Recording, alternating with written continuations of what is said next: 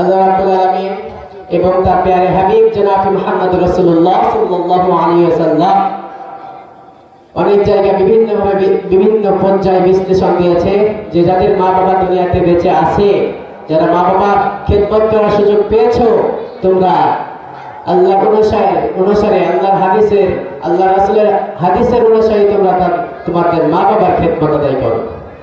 কারণ মায়ের দোয়া ছাড়া, বাবার দোয়া ছাড়া, মায়ের দোয়া ছাড়া দুনিয়াতে কেউ সফল হতে পারে না।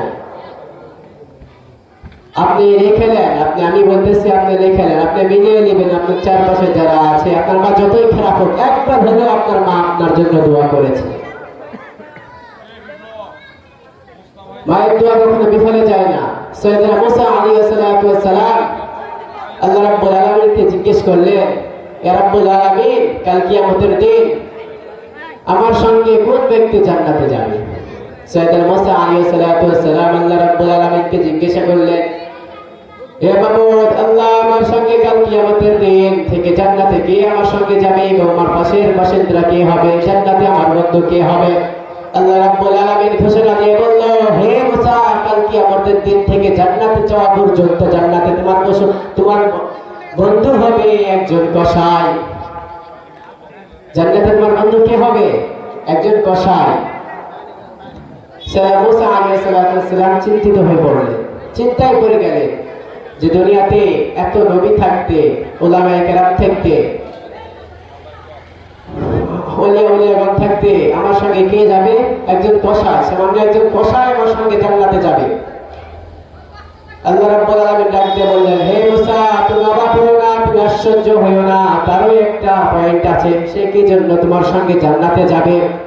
আর আমি আল্লাহ রাব্বুল আলামিন যেহেতু বলেছি যে তোমার সঙ্গে তাকে জান্নাতে দিব, তাহলে সেই কথা আমার অক্ষরে অক্ষরে পালন হবে। সৈয়দনা মুসা আলাইহিস সালাম বললেন, হে মাবুদ, কি পয়েন্ট, কি কারণে সে আমার সঙ্গে জান্নাতে যাবে?